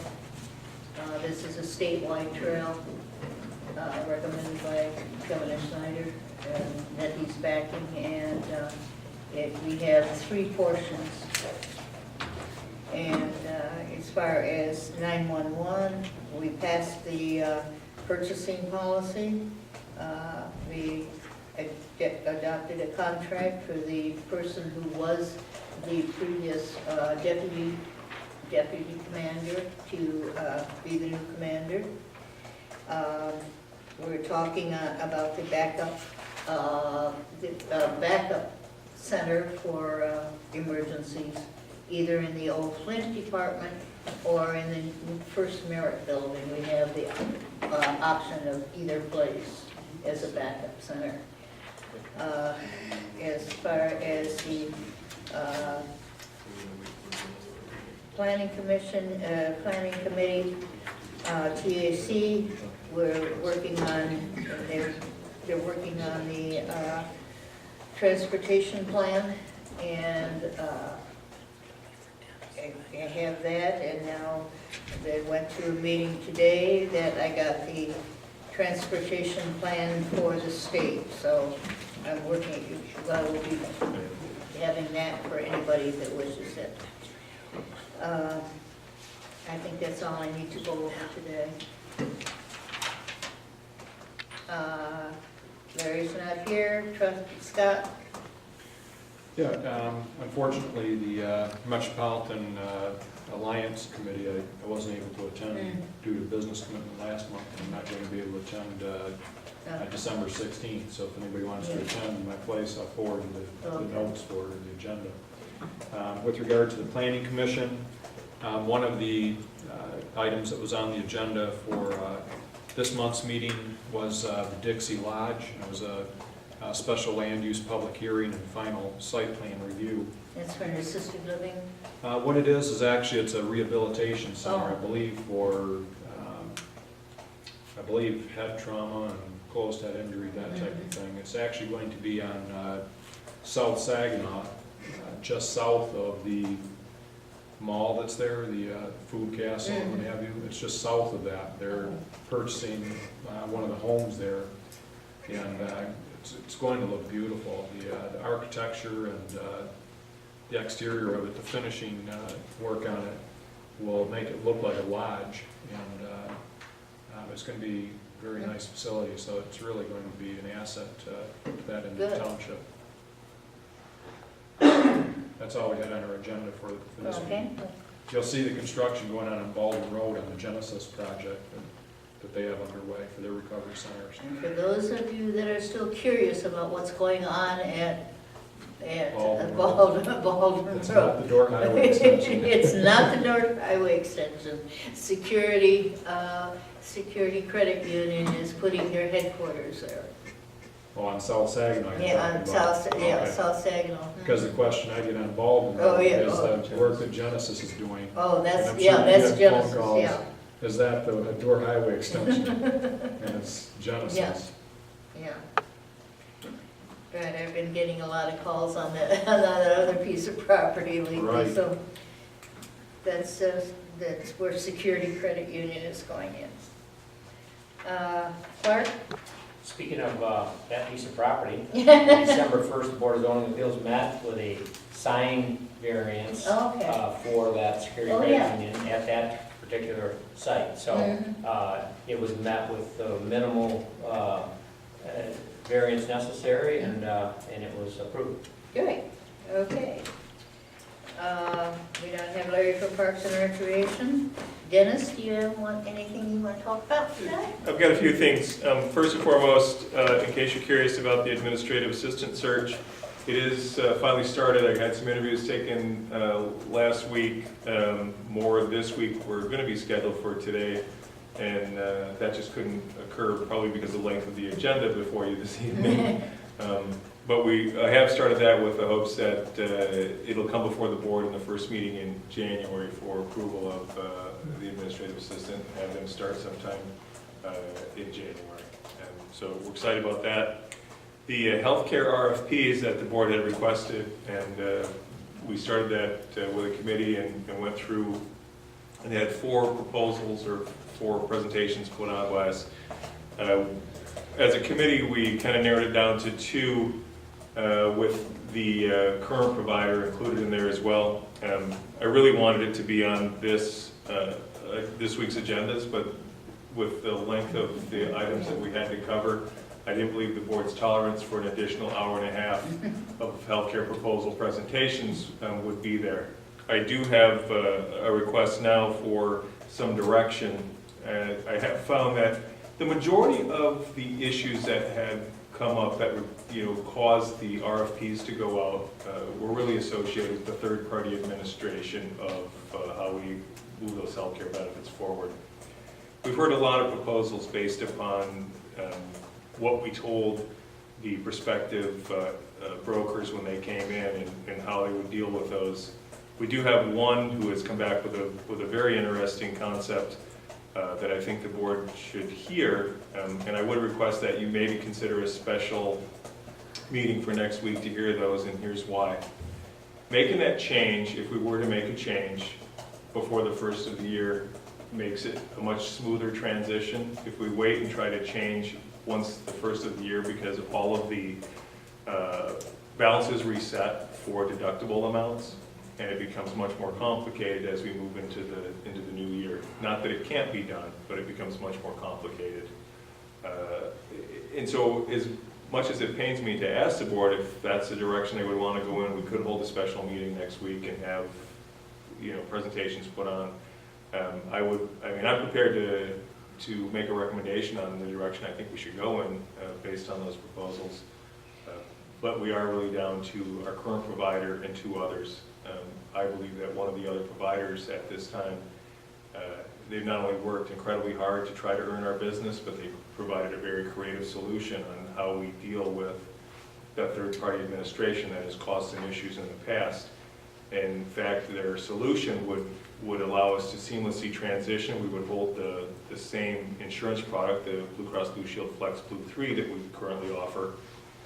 We would still have our third-party administration being run by Choice Strategies. The difference is that Choice Strategies has another way to set up how we administer that card, and it eliminates all of those hassles, which have been the biggest point of contention in how that works. There's two buckets, if you will, one for medical deductible, one for prescription drug deductibles. That has always been run through, and when those cards get rejected, the vast majority of those are because there wasn't enough money in one or other and they have to switch it back. So we've asked, people are calling to try to figure out why their card got rejected when they tried to pay a medical bill, and they're saying, well, that's because you picked up your prescription drugs first, now go back and ask somebody to refund that on your card, and then we'll issue a check for this much, and then you go back and pay once you get a refund. And we're asking a lot of employees, and retirees to go and move through 4 or 5 steps to get a pay, where that all could be eliminated if everything was just in one bucket. And Choice Strategies, I was on a conference call with yesterday, who said, we've been trying to get your current broker to make that change for the last 3 years. We can do that, and we can do it seamlessly. Now, we would have never known that little piece of information had we not had one of the other Who was the other person? Franklin Benefits are the ones who came forward with the solution. They think that they can still show us some considerable savings down the road in the future, but that has more to do with, we're going to have to collectively bargain those. One of their solutions would be, we may want to offer a tiered approach to employees as we move towards that 20% on that 80-20 split. If they're going to have skin in the game and have to pay 20% of their health care coverage, why not offer them what we offer now at this dollar amount, but then maybe they want to also offer an HMO or another plan where give employees the choice. Here's 3 plans to choose from. Each one comes with a different deductible amount that you're going to have to pay, or your co-pay amount of that 20%. Gives them the opportunity to choose. Hard for us to do that right now in the middle of contracts, but we will be going into negotiations at the end of next year, and we would have that year to build that plan in. I really think that from everybody we looked at, we're very, very good, qualified. They all bring something different to the table, but Franklin Benefit Solutions worked harder than I've ever seen anyone to try to earn our business. Are they from the area? They are. They're local. In fact, their company, some of the concerns of the committee was that they've only been in business since 2006. But the reality of it is, they all have 20-plus years in the health insurance industry, and they came together. Two of them were working for one company, and they were trying to recruit one of the other principals to come to work for them. And as they were going through that recruitment process, the more they talked, they realized that they were like-minded and started their own company. They do offer comprehensive benefits. They do have many municipalities. They have several that are our size. They have a great reputation. They can offer us the same product that we're currently getting from a medical insurance standpoint, and they'll offer us the same product on a third-party administrator, only with a much better plan that eliminates the hassles. No cost difference to us, and they'll work on lowering our overall package for the next renewal at the end of 2016. And they're in Grand Blanc? They're in Grand Blanc. Well, they're literally, I mean, a couple miles up the road on Saginaw Street. So when I say local, On the line, yeah. But food for thought, and I mean, if you said they'd be happy to come in and do a presentation next week for the board if you guys wanted to hold a special meeting, or you can, bring in. I'd prefer to bring in all three. Yeah. So, I mean, I'd probably rather wait till January and bring them all in. And, we can still make the change, like I said. It's not impossible. It just becomes a little more sticky is all, because once people have started to use their benefits card, then we have to go back and try to, it becomes a little more stickier on our part and their part as well, because we have to start to make those adjustments. Well, this has already been applied out of one third-party administration and not the other. But it can be done. All the deductibles reset January 1st. You couldn't do it next week, Jude? A meeting? If you ask my opinion, I would rather wait till January. Whether I can do something or not is irrelevant. All right. I'd prefer to do it next week because of the stickiness of these things, because I've already been through a lot of sticky little messes with the last people. Would all three come in and present? I think everybody will be here. We've told everyone that there was a possibility, but I couldn't give them a firm date or anything, just that, kind of leave it open that, I don't know when the board would be available, what day would be the best, or anything else. So they've all been aware. Franklin Benefits said they'll drop everything. They guaranteed us they'll be here. Ascend is aware of it. In fact, Dennis was going to be here on the 14th, I believe, to check in. And then Security First on the other one. They were going to have, somebody was going to be out of town, but they were here this week also, and said that they need to be here, they will be here. So, well, if all three can be there, I'm flexible, although I prefer January. I just remember that 2 different years at the change between the end of December and the beginning of January, I had trouble. I had other trouble throughout the other years, but those 2 times I had trouble, and I know other people had trouble when they were like changing from a Benny to a choice card, same company. So in the interest of making it easy for everybody, I'd soon have it done. And I don't want to put pressure on the board either, saying, hey, we're going to bring these guys in, and now as soon as you hear the presentations, are you ready to go and make a decision and move forward? Much like the Parks and Rec, where it's going to be short-term, kind of like, hey, I've been dealing with it for 2 months since I've been here, walking through all the presentations, and Earl has been in on the committee and have seen the presentations, as well as Finance Director Zostak. So, and Sue Saylor has met with everybody. So we as a committee have a pretty good feel for who's bringing what to the table. But I don't want it to be pressured, but I needed another month to, from when I came in and started this process, and we just kind of ran out of time. Yes. The committee, are you guys pretty much unanimous on who you would go with, you think? I'm just curious. I wasn't on it. Dennis was. I got it down to those 3. There was some difference of opinion. Okay, all right. We all like the 3 that, we like what we're presenting, Okay. because they all had their merits. I want to retract my statement of wanting it done next week, because really mostly I want Scott and Jude to hear it, because they're the 2 people that would know better than I would know. So if you think it can be in January and work, I'm good with that, because you're the two people I want mostly to hear it.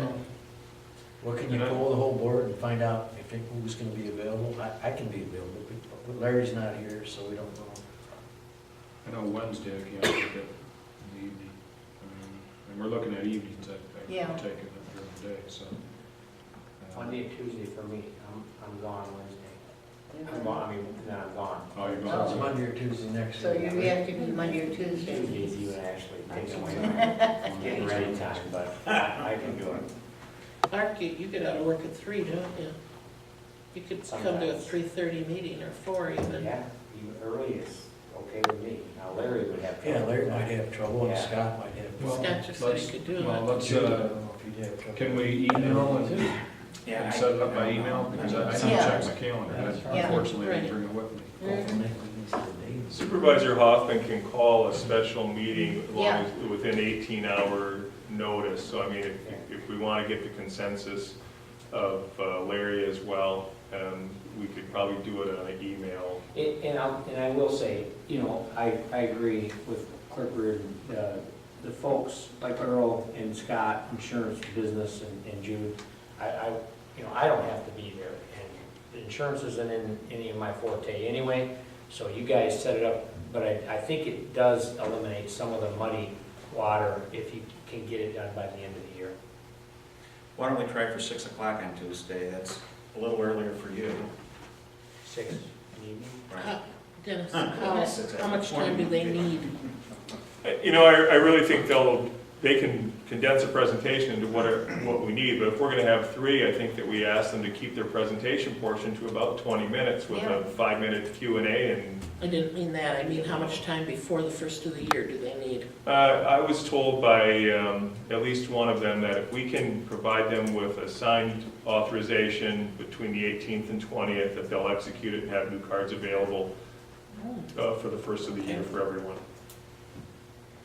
Well, I'm gonna join Clark in that, I don't need to be here either, I'm willing to come, Yeah. I'm willing to come, Yes. but I want Jude and Scott to hear it.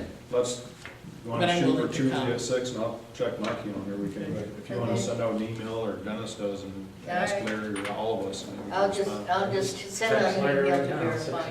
That's Right. Text him right now. Well, and by the way, if you do post a special meeting, we'll have it on the bulletin board. You can check the township website, Yeah, so if people are interested, it'll pop up on that likely date, probably. yeah. We're starting for Tuesday at 6 p.m., and I will get the invitations out What's immediately that date? to all 3. Okay. Well, we're going to confirm that works. Yep. First with the. Yeah. I want them to do a Right, save the okay, date. Gotcha. Yeah, and if all 3 can't be there, I don't want. If they all 3 can't be there, then we will cancel it and Yeah. move it into January. And what date is that? It's Uh, Tuesday, 15th. Right. The last thing I have for the board is, as we accepted the retirement reluctantly from Police Chief Stam, we talked briefly about it on Tuesday about how we're going to move forward, and so I want some direction from the board tonight if possible. There was talk about forming a committee, there was talk about maybe looking at the recruiter that you had used last time. If nothing else, can the board take an action this evening or decide who that committee would be and how we're going to move forward? That would be most helpful. Who was our committee for choosing our manager? It was, Me, Earl, Mickey, and David. how about using that same committee, and, I don't know, Jude, would you? I, Couldn't do it if I was on it. I'm good with that same committee. I'm good with that. But we want to add Dennis to that. Yeah, Dennis, right, Dennis would be added to it. Yeah. I'm good with the same committee. Okay. And then you want to go with the, Are you available, Scott? Would you like to be on there? When do you guys meet usually? Daytime. Oh, that's right. That's right. for, you can only have 3. Yeah, let's go with Right. them. Yep. Okay. Okay. And so we're thinking the same provider then? I would make a motion, if it's in order, I'll make a motion that we form a committee made up of our treasurer, Five of 4 us. Mhm. individuals, including our township manager, Mhm. and that we, And then, And attorney. and our attorney, Mhm. and that we contact, what's the gentleman's name? Terry McGinn. Mhm. Dr. To begin our search, well, to begin figuring out what our fee would be and to, I guess, initiate a contract for a search. So that would be my motion, to initiate, it for I'll those four support. people, to initiate a contract. I'll support that. Okay.